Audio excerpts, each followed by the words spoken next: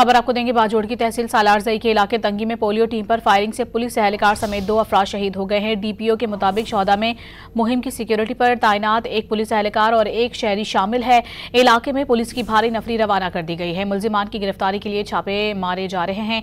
इलाके में इंसदादे पोलियो मुहिम के मौके पर सिक्योरिटी के सख्त तरीन इंतजाम किए गए हैं। वजीर आजम ने सानहे पर अफसोस का इजहार करते हुए मुलजिमान को इंसाफ के कटहरे में लाने की हिदायत की है।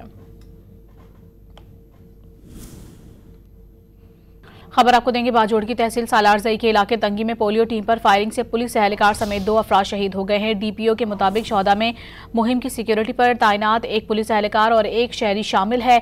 इलाके में पुलिस की भारी नफरी रवाना कर दी गई है। मुलजिमान की गिरफ्तारी के लिए छापे मारे जा रहे हैं।